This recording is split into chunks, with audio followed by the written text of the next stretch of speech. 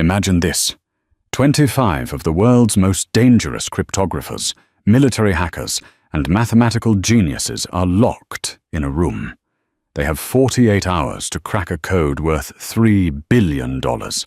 If they fail, a criminal empire crumbles. For 2 days, they sweat, they scream, and they fail. Then, a waitress, a girl making $4.25 an hour plus tips, wearing a stained apron, walks by. She looks at the screen for exactly 6 seconds, whispers 3 words, and changes the underworld forever. This isn't a fairy tale. This is the story of how Cyrus Valenti found his queen in the dirt, and why you never underestimate the person refilling your coffee. Sit down. This gets messy. The rain in Chicago didn't wash things clean. It just made the grime slicker. Inside the VIP back room of the Velvet Lounge, the air was thick enough to choke a man. It smelled of stale cigar smoke, ozone from overheating server racks, and the distinct, metallic scent of fear. Cyrus Valenti sat at the head of a mahogany table that was worth more than most people's houses. He was 32, dressed in a bespoke charcoal Brioni suit that fit his broad shoulders like armor. He didn't look like a thug. He looked like a CEO of a Fortune 500 company, which, in a way, he was. The only difference was that his board of directors carried suppressed Sig Sauers, and his hostile takeovers involved body bags. But tonight, Cyrus was losing. "Explain it to me again," Cyrus said. His voice was quiet. Cyrus never shouted. Shouting was for men who didn't have control. Dr. Aris Kovic, a former NSA cryptographer who had been dishonorably discharged for selling state secrets, wiped sweat from his balding forehead with a trembling handkerchief. He was one of the 25 experts Cyrus had cycled through in the last 48 hours. "Mr. Valenti," Kovic stammered, pointing at the single massive monitor mounted on the wall. It's not a standard encryption. The Sanctum Ledger wasn't just password protected by your late father. It's a shifting algorithm, a polymorphic cipher." "English, Kovic," Cyrus said, lighting a cigarette. The flame illuminated the sharp angles of his jaw and the cold, predator-like focus in his eyes. "It changes," Kovic said, his voice cracking. "Every time we enter a wrong sequence, the logic of the lock rewrites itself. We have been trying to brute force the firewall using the cluster computers you provided. But we are locked out. The dead man's switch is active. If we don't input the correct semantic key in..." He checked his watch, his hands shaking so hard the Rolex rattled. 58 minutes, the ledger deletes itself. The accounts, the blackmail material on the senators, the location of the reserves. It all vanishes. Cyrus exhaled a plume of smoke. "So you're telling me that I paid you $2 million, and you're going to let my empire evaporate because you can't figure out a riddle my father wrote before he died?" "It's not a riddle," Kovic protested, desperate. "It's chaos mathematics. We've tried the Fibonacci sequences. We've tried the Enigma variations. We've run it through the Deep Blue AI protocol. It's uncrackable without the physical key." Cyrus stood up. The room, filled with 5 other hackers and 3 armed guards, went dead silent. "My father," Cyrus said, walking slowly toward the screen, "didn't know how to turn on a computer until 2005. He didn't use chaos mathematics. He used a notebook and a pen. You're overthinking it because you're arrogant." "Sir, with all due respect..." "Get out," Cyrus said. "Sir, get out. Take a break. Go to the bar. Get some coffee. If you aren't back in 10 minutes with a fresh perspective, I'm going to have Victor break your fingers one by one so you can't type the wrong code ever again." Kovic turned pale. He nodded frantically and scrambled out of the room, the other technicians following him like rats fleeing a sinking ship. Cyrus was left alone with his second-in-command, Cale. "Boss," Cale said, his voice low, "we're running out of time. The commission is breathing down our necks. If we lose the ledger, the Russians move in on the south side by tomorrow morning." "I know," Cyrus snapped. He rubbed his temples. He was exhausted. He hadn't slept in 3 days. He needed caffeine, and he needed a moment to think, without the hum of servers and the smell of cowardice. "Let's go to the front. I need a clear head." "The front? Ideally, sir, we should stay secured. I own the building, Cale. I want a coffee from a pot that hasn't been sitting in this room for 6 hours. Cyrus pushed through the heavy soundproof doors and walked out into the main club area.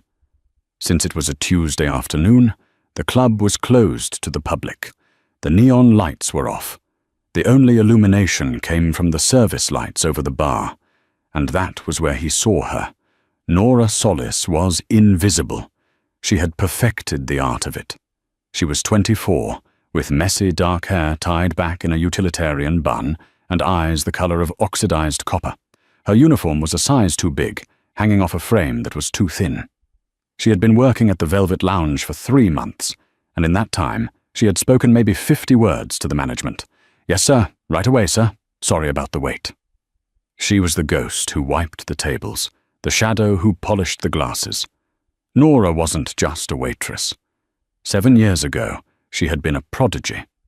She had been accepted into MIT at 16 on a full scholarship for theoretical mathematics. But life doesn't care about potential. Life cares about debt. When her father, a brilliant but addicted gambler, had racked up 6 figures in debt to the wrong people, Nora dropped out. She worked 3 jobs to pay off the sharks. Then her father got sick. Cancer, the slow and expensive kind. The medical bills ate everything else. He died 6 months ago, leaving her with nothing but a rusted Honda Civic, a crushing pile of invoices, and a mind that never, ever stopped working. She saw patterns everywhere. She looked at the floor tiles and saw geometric fractals. She looked at the tips left on the tables and calculated the statistical probability of the next customer's generosity. It was a curse. She couldn't turn it off. Tonight, the club was supposed to be empty, but the suits in the back room had been buzzing all day. She knew who they were. Everyone knew who Cyrus Valenti was. You didn't work in this city without knowing the name of the predator at the top of the food chain. She was scrubbing the mahogany bar top when the double doors swung open. Cyrus Valenti walked in. He looked like a storm cloud in a suit. He radiated a dangerous, kinetic energy. Following him was Cale, his muscular bodyguard who looked like he chewed rocks for breakfast. Nora kept her head down. "Be invisible," she told herself. "Just wipe the wood. You are furniture." Cyrus sat on a bar stool 3 feet away from her. He placed a tablet on the counter, face up. "Coffee," Cyrus said. "Black." "Yes, sir," Nora whispered. She turned to the machine. Her hands were steady, but her heart hammered against her ribs. She poured the dark liquid into a pristine white cup. As she turned back to serve him, her eyes inadvertently brushed across the tablet screen Cyrus had thrown down. It was a live feed of the monitor in the back room. Nora froze, just for a fraction of a second. On the screen was a sequence. It was a grid of letters, numbers, and symbols. To the average person, it looked like gibberish. To the hackers in the back, it was a polymorphic cipher. To Nora, it was music. It was a grid of 64 characters, but the spacing was irregular. Space, letter, space, space, letter. Her brain did that thing it always did, the snap. It was like a camera shutter clicking shut. She didn't want to solve it. She was tired. She just wanted to go home and sleep. But the pattern clawed at her eyes. 4/4 time signature, her mind whispered. It's not code. It's rhythm. She set the coffee down in front of Cyrus. "Anything else, sir?" she asked, her voice raspy. Cyrus didn't look at her. He was staring at the tablet, rubbing his face. No. Just silence. Nora nodded and stepped back. She should have walked away. She should have gone to the kitchen. But then Kovic, the sweaty expert, burst through the doors from the back hallway, followed by 2 other men. They were arguing loudly. "It's an RSA 2048 encryption." "No," one of them shouted. "We need a quantum key. It's not RSA, you idiot," Kovic yelled, waving his hands. "It's a variation of the Visionaire square.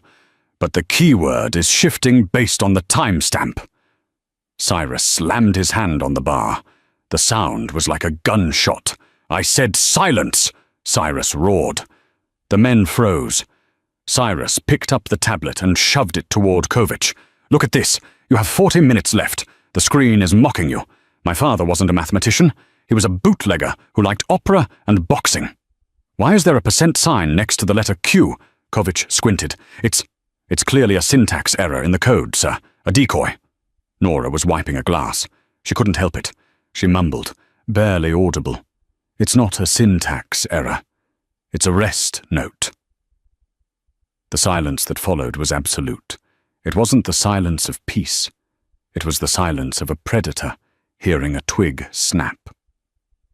Cyrus slowly turned his head. He didn't look at Kovich. He looked at Nora. "What did you say?" he asked. His voice was terrifyingly calm. Nora's blood ran cold. She gripped the rag in her hand. "Stupid, stupid, stupid, stupid." "Nothing, sir," she said quickly, lowering her eyes. I'm sorry. I'll go to the kitchen." "Stay right there," Cyrus commanded. He stood up and walked the 3 steps to where she stood behind the bar. He towered over her. He smelled of expensive cologne and tobacco. "You said it's a rest note," Cyrus said. "Explain." "Sir, she's just a waitress." Cale stepped in, his hand moving toward his jacket. "She doesn't know anything. I'll get rid of her." "I am talking to her," Cyrus said, not breaking eye contact with Nora. "You looked at the screen. You saw the grid. What did you see?" Nora looked up. She saw the exhaustion in Cyrus's eyes, but she also saw intelligence. He wasn't like the men in the back room who were obsessed with their own cleverness. He just wanted the answer. She took a breath. If she was going to die, she might as well be right. "The experts are looking for a mathematical formula," Nora said, her voice gaining a little strength. "They think the symbols are variables. They aren't." She pointed a shaking finger at the tablet on the bar. "Your father. You said he liked opera." Cyrus frowned. "Yes, Puccini, Verdi." "The grid is 8 by 8, Nora said, speaking faster now. 64 squares. But look at the distribution of the symbols, the percentage sign, the ampersand. They appear at intervals of 3, then 4, then rest. It's sheet music written in ACI characters." Kovich let out a scoffing laugh. "Sheet music? That's the most ridiculous thing I've ever heard. Little girl, this is military-grade encryption, not a piano lesson." "Shut up," Cyrus hissed at Kovich. He turned back to Nora. "Go on." "The Q isn't a letter," Nora said, her mind racing. In the old typewriter ciphers used during Prohibition, specific keys mapped to musical notations to smuggle messages past the feds. If you treat the grid as a staff— She grabbed a cocktail napkin and a pen from her apron. She didn't ask for permission. She slammed the napkin on the bar and began to draw lines. The % sign is a treble clef. The sequence starts here. She tapped the screen. B-A-C-H. "Bach?" Cale asked, confused. "No," Nora said. B-A-C-H is a musical motif, but it's transposed. If you shift every letter down by the interval of a major third, which is the opening interval of Tosca, an opera, the letters change." She scribbled furiously on the napkin. B becomes G, A becomes F, C becomes A, H becomes E, G, F, A, E, Nora whispered. She looked up at Cyrus. "Does that mean anything to you, G, F, A, E?" Cyrus stared at the napkin. His eyes went wide. His mask of indifference cracked. "Grandfather. First Avenue. East," Cyrus whispered. "No," Kovich interrupted. "That's too simple. It has to be a numeric key." "It's not a location," Nora said, cutting him off. "It's the keypad pattern." She grabbed the tablet. "May I?" Cyrus didn't speak. He just nodded. Nora's fingers hovered over the digital interface. The keypad on the screen is numeric, 1 through 9. If you trace the shape of the letters G, F, A, and E on a standard telephone keypad. 4, 3, 2, 3. "Stop," Cyrus said. He took the tablet from her. He looked at the countdown. 0 hours, 3 minutes, and 45 seconds. He looked at Kovich, who was shaking his head in disbelief. Then he looked at Nora. "If you're wrong," Cyrus said softly, The system wipes everything. $3 billion. Gone. I'm not wrong, Nora said. She didn't know where the confidence came from. Maybe she was just tired of men like Kovich, thinking they owned the world because they had degrees. Your father didn't trust computers. He trusted Tosca. He trusted the music. Cyrus turned the tablet around. He typed in the sequence Nora had indicated. Not the numbers, but the pattern corresponding to the musical transposition. He hit enter. The screen went black. Cale drew his gun. She bricked it. Nora stopped breathing. Then a green line of text appeared. Access granted. Welcome, Cyrus. The heavy sound of the magnetic locks in the safe room disengaging echoed through the quiet club. Cyrus stared at the screen for a long time. The experts were gaping, their mouths open like fish. Kovich looked like he was about to vomit. Cyrus slowly set the tablet down. He turned to Nora. She was hugging her tray to her chest, trying to fade back into the background. "What is your name?" Cyrus asked. "Nora," she whispered. "Nora Solis." "Nora Solis," Cyrus repeated, testing the weight of the name on his tongue. "You just did in 60 seconds what 25 men couldn't do in 2 days." He reached into his jacket pocket, pulled out a money clip, and tossed a stack of $100 bills onto the bar. It must have been $5,000. "Take the night off," he said. Nora stared at the money. It was more than she made in 4 months. I can't take that." "It's a tip," Cyrus said. He signaled to Cale. "Clear the room. Fire Kovich. Fire all of them, and bring the car around." "Yes, boss." Cyrus looked at Nora one last time. There was something in his gaze, not just gratitude.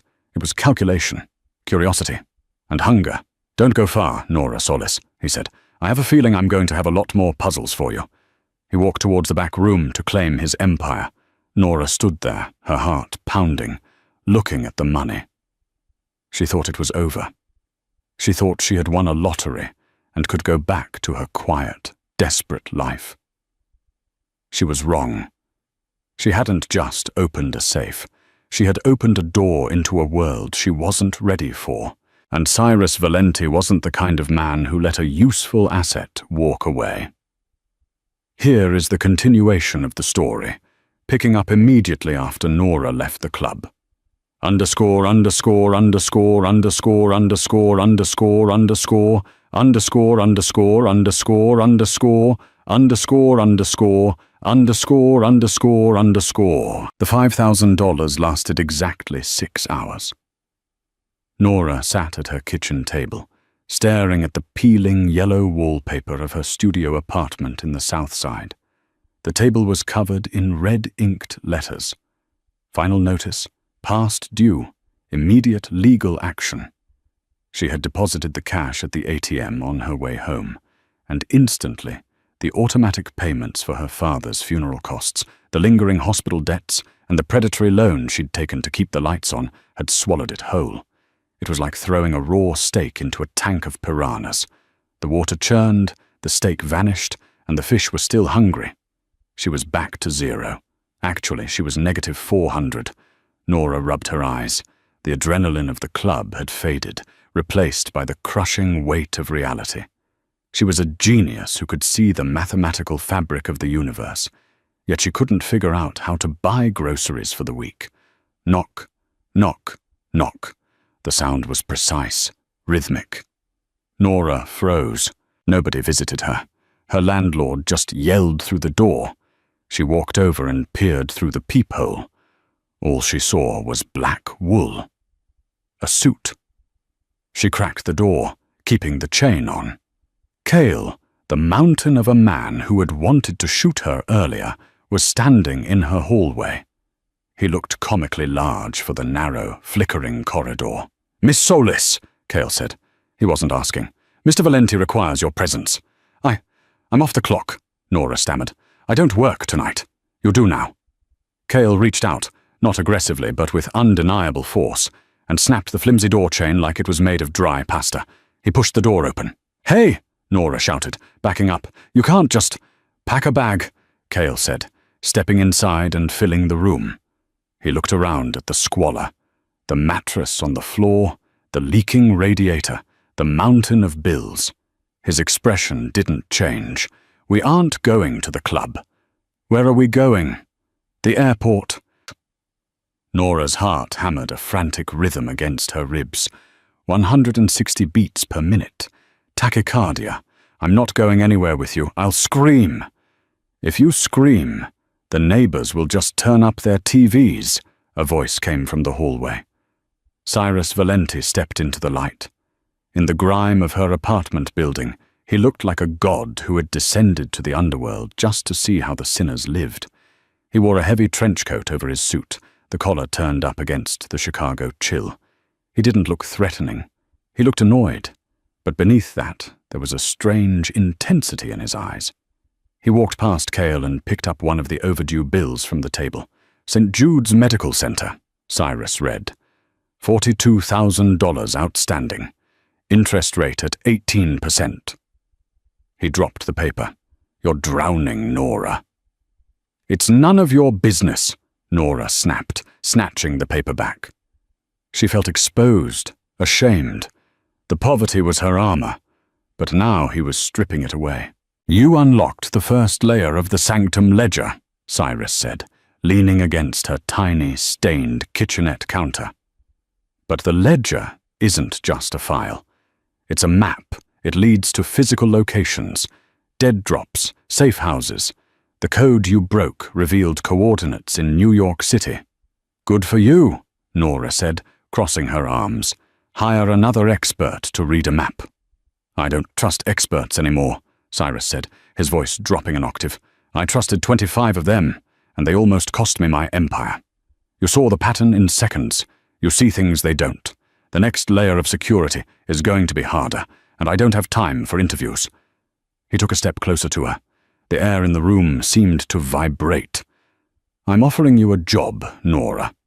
"I have a job. I serve coffee." "I'm offering you a position as my personal consultant," Cyrus corrected. "Starting salary is $20,000 a month, plus expenses, plus I wipe this debt." He gestured to the table. All of it. The hospital, the funeral home, the credit cards. Gone. Tonight. Nora stopped breathing. 20,000. It was a lifeline. It was freedom. "And if I say no?" Cyrus smiled. It wasn't a nice smile. It was the smile of a wolf telling the lamb that the fence is already broken. "You won't say no, because you're bored, Nora. I saw it in your eyes at the club. You're brilliant, and you're rotting in this cage, serving drinks to idiots who can't count to 10. You want to solve the puzzle." He reached into his pocket and pulled out a new phone. He held it out to her. "The plane leaves in an hour. Come with me, and you never have to look at this wallpaper again. Stay, and you can keep counting the cracks in the ceiling until they bury you." Nora looked at the phone. Then she looked at the bills. Then she looked at Cyrus. For the first time in 7 years, the chaotic, noisy numbers in her head aligned into a single, clear equation. Risk plus opportunity. Safety. "I need 10 minutes to pack," she whispered. Cyrus checked his watch. "You have 5. The private jet was a Gulfstream G650. It cost $65 million. Nora had never been on a plane before, not even in coach. She sat in a cream-colored leather seat, clutching her worn-out backpack. Across from her, Cyrus was reading a dossier, sipping scotch. He hadn't spoken to her since takeoff. Nora looked out the window at the clouds. She felt like an imposter, a fraud. "Stop thinking so loud," Cyrus said without looking up. "I'm not saying anything. You're vibrating with anxiety. It's annoying."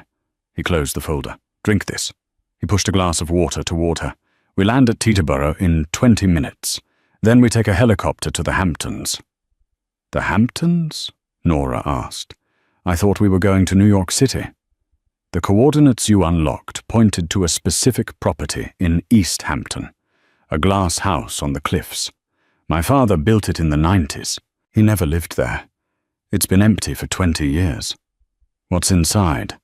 That's what you're going to find out. When they arrived, the sun was setting, casting a blood-red light over the Atlantic Ocean. The house was an architectural marvel, a stark, modernist cube made almost entirely of glass and steel, perched precariously on the edge of a jagged cliff. It was beautiful, and it was terrifying. Cale stayed by the helicopter with the pilot. Cyrus led Nora to the front door. "The key," Cyrus said, handing her a heavy, old-fashioned iron key. "Why me?" "Because if it's booby-trapped," Cyrus said dryly, "I'd prefer you open it." "You're a gentleman," Nora muttered. She turned the key. The lock tumbled with a heavy thud. The door swung open. The inside was barren. No furniture, no art. Just endless polished concrete floors and glass walls looking out at the crashing waves below. "It's empty," Cyrus said, walking into the center of the vast living room. His voice echoed. "Another dead end." "No," Nora said. She stayed by the door, her eyes scanning the room. Her brain shifted gears. She wasn't looking at a room. She was looking at a geometry problem. The floor was made of large concrete squares. The walls were panels of glass. The setting sun was streaming through the western wall, casting long, distinct shadows across the floor. "The time," Nora whispered. "What?" "The coordinates in the ledger," Nora said, walking into the room. "They had a timestamp, right? What was it?"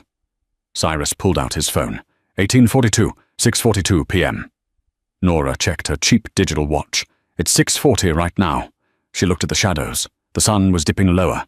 The light was hitting a specific etching on the glass wall, a small, almost invisible imperfection that looked like a scratch.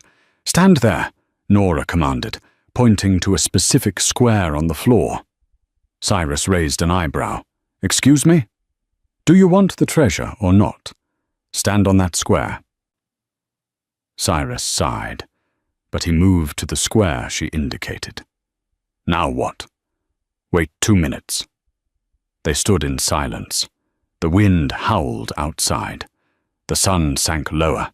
The beam of light passing through the scratch on the window moved across the floor like a laser pointer.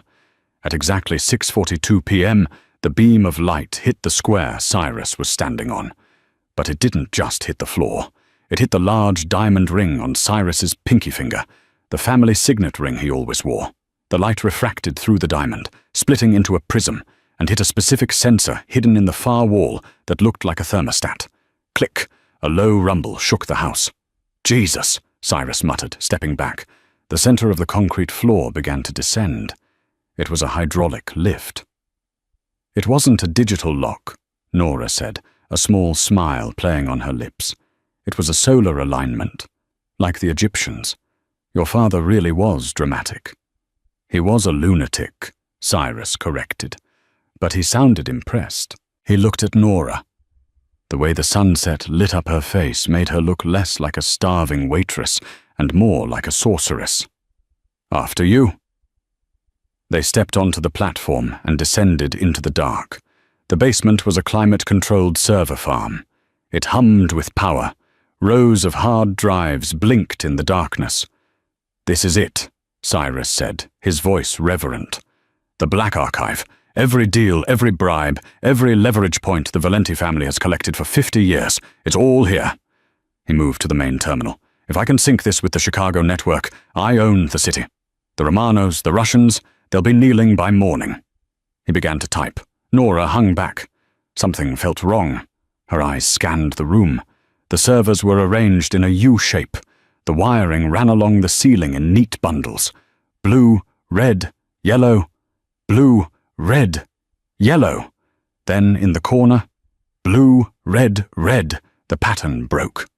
"Cyrus," Nora said, her voice trembling. "Not now, Nora. I'm bypassing the firewall." "Cyrus, stop typing!" I said quiet. "The wiring," Nora screamed. "It's not a server farm. It's a circuit." Cyrus froze. His finger hovered over the Enter key. "What are you talking about?" "Look at the corner," she pointed. "The cabling pattern shifts. That's not data transmission.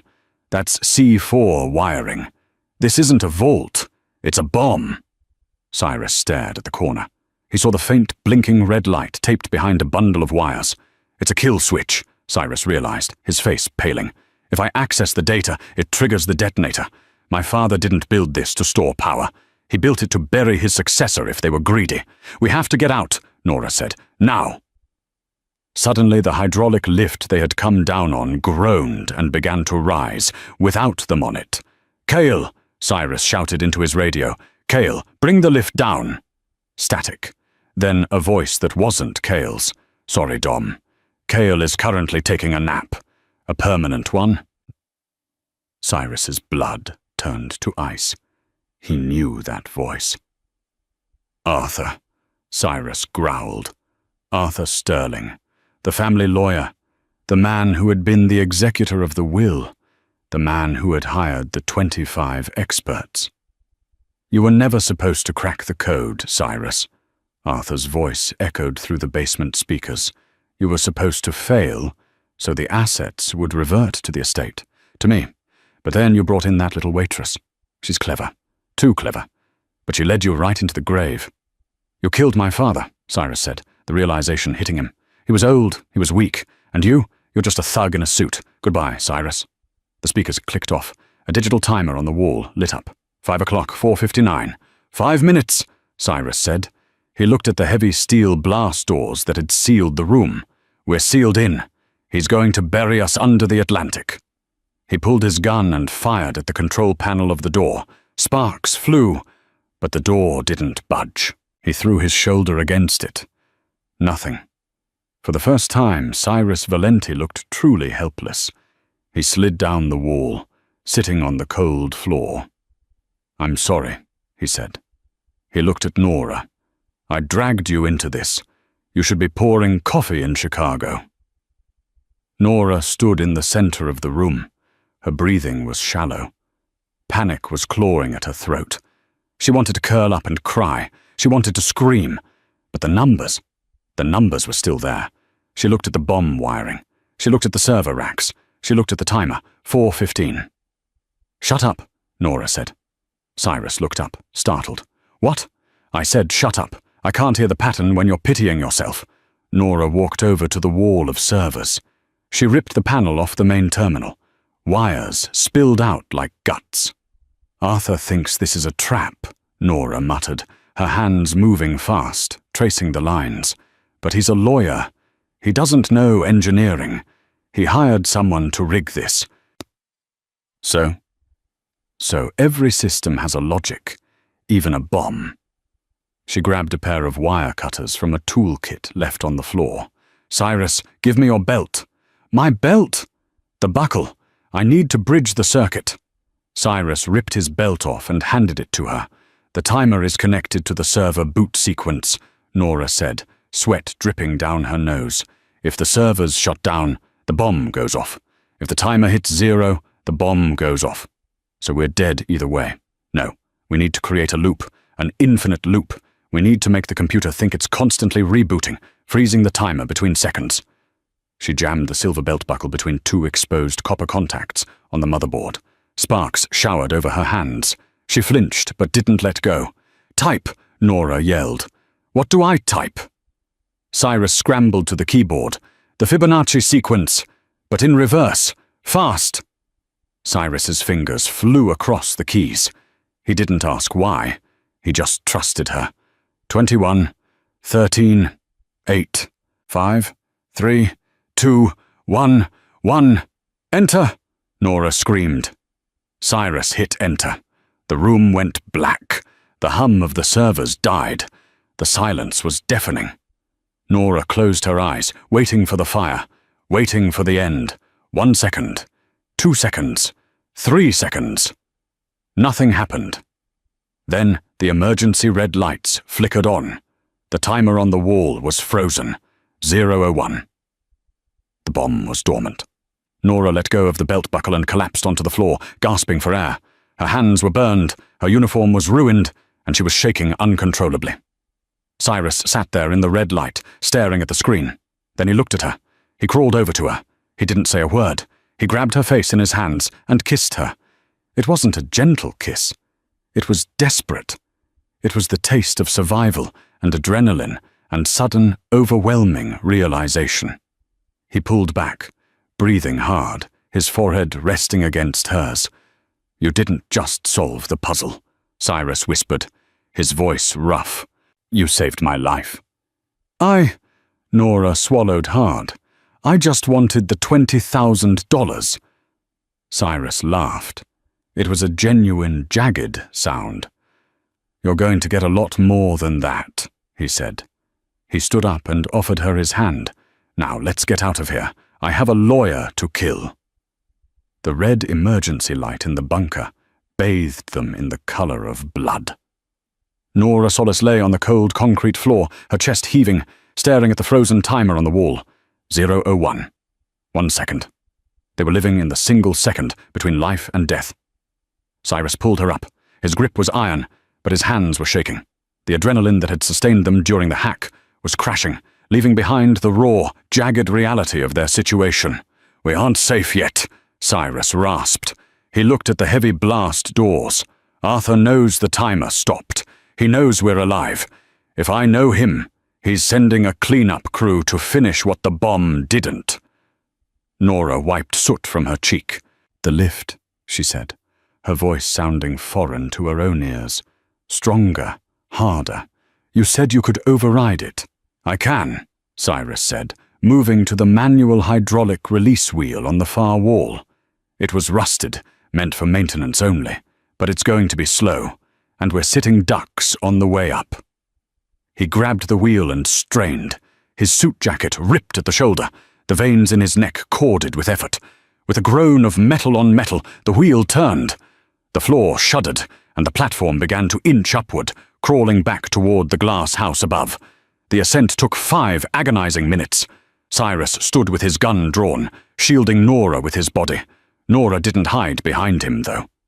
She stood at his shoulder, clutching the tablet, the only thing that mattered now. It contained the local copy of the Sanctum Ledger. It was the smoking gun, the shield, and the sword all in one. When the platform locked into place in the living room, the sun had fully set. The glass house was the black box reflecting the moon. The wind howled through the open front door. "Stay down," Cyrus whispered. He swept the room with his weapon. The helicopter was still on the pad, blades drooping in the wind. The pilot was gone. Cale's body was gone. The silence was absolute, which was worse than gunfire. It meant they were alone in the middle of nowhere. "He left us," Cyrus realized, lowering the gun slightly. "Arthur didn't send a crew. He left us here because he thinks we're ghost stories. He thinks even if we survived the bomb, we're stranded on a cliff in the Hamptons while he takes over the city. He underestimated you," Nora said. Cyrus turned to her.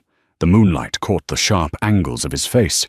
He looked wrecked, bruised, dirty, exhausted, but his eyes were burning with a cold, terrifying fire.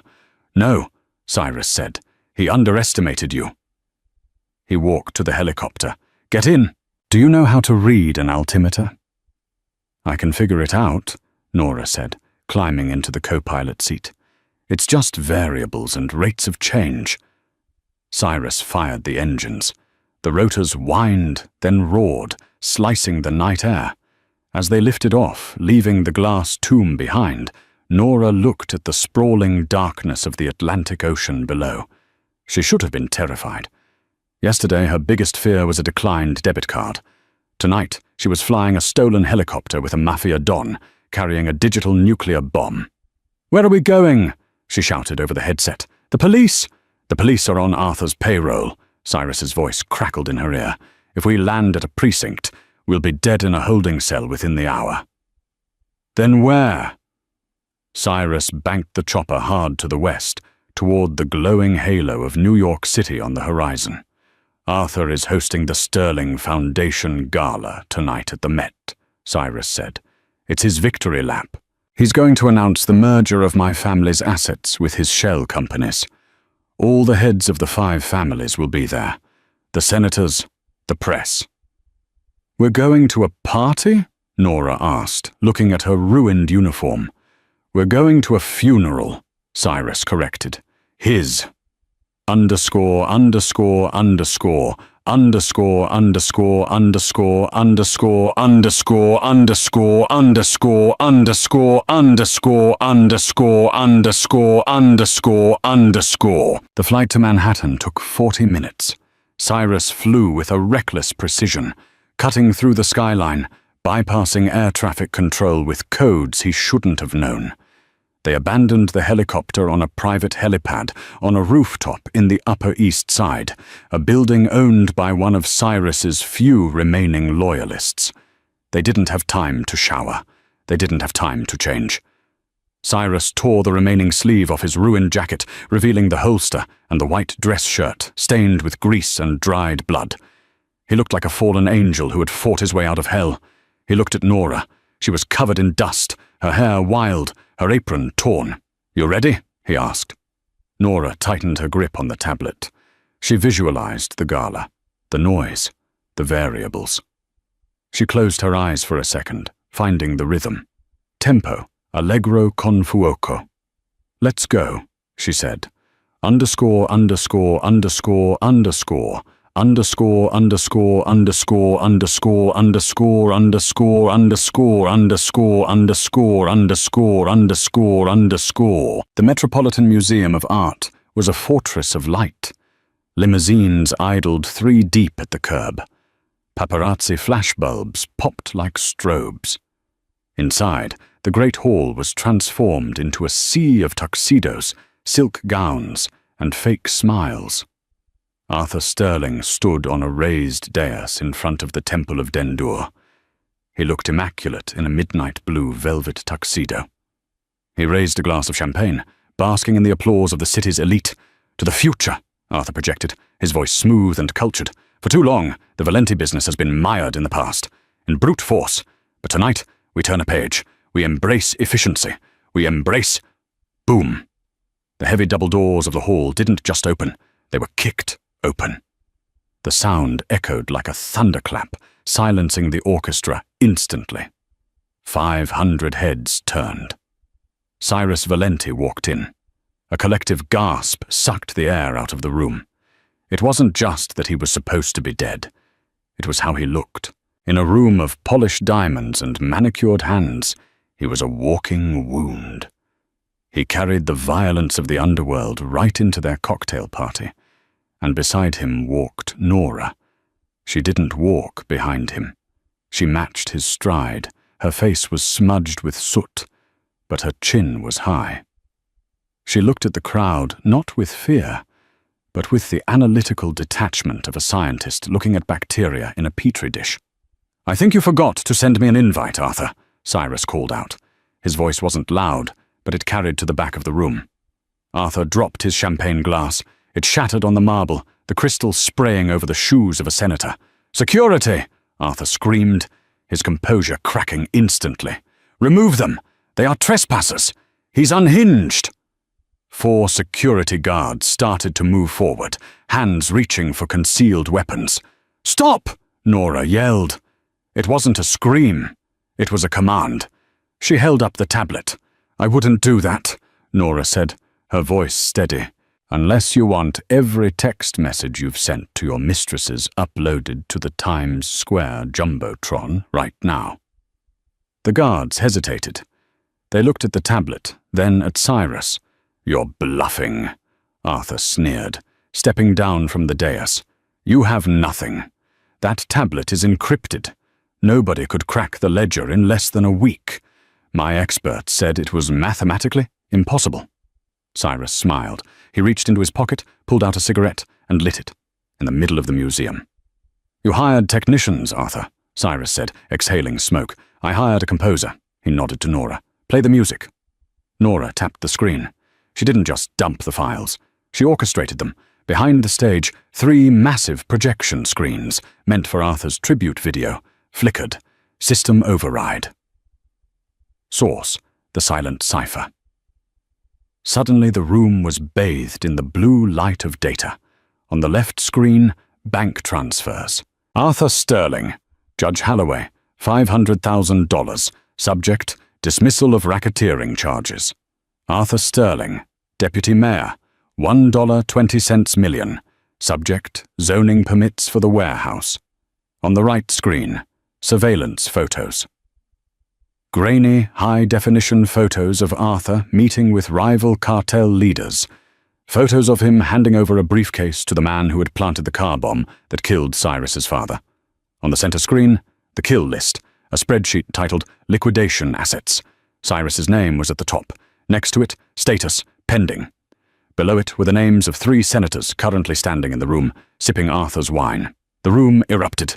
It was pandemonium. The senators who saw their names on the kill list began screaming for the police. The judge who had been bribed tried to run for the exit, slipping on the spilled champagne. Arthur stood frozen in the center of the chaos, his empire dissolving into pixels around him. "No," he whispered. "No, it's a fabrication. It's a deep fake." He reached into his tuxedo jacket. He pulled out a sleek, silver pistol. He didn't care about prison anymore. He just wanted to stop the man who had risen from the grave to humiliate him. He aimed the gun at Cyrus's chest. "Die!" Arthur screamed. Nora didn't think. She didn't calculate. She saw the angle of Arthur's arm. She saw the distance. $D = 15 feet $. She saw Cyrus standing calm, accepting the bullet. Nora threw the heavy, ruggedized tablet. She threw it like a frisbee, with all the desperate force of a woman who had already survived a bomb that day. The tablet spun through the air and slammed into Arthur's hand just as he pulled the trigger. Bang! The shot went wide, shattering a priceless Greek vase. The gun clattered to the floor. Before Arthur could dive for it, Cyrus was there. Cyrus didn't hit him. He didn't shoot him. He simply grabbed Arthur by the throat and lifted him off the ground. "You wanted the family business," Cyrus whispered into Arthur's ear, his voice a low growl that only the 2 of them could hear. "This is the business. It's not numbers. It's blood. And you don't have the stomach for it." He threw Arthur to the ground just as the SWAT teams, summoned by Nora's automated distress protocol 15 minutes ago, burst through the skylights and the side doors. "FBI, everybody down!" Laser sights danced through the smoke and confusion. Arthur was tackled, cuffed, and dragged away, screaming obscenities. The guests were herded out. The flashbulbs kept popping, capturing the image that would be on the cover of every newspaper in the world the next morning. Cyrus Valenti, standing amidst the ruins of the gala, lighting another cigarette. And Nora Solis, the invisible waitress, standing beside him, the architect of the chaos. ________________________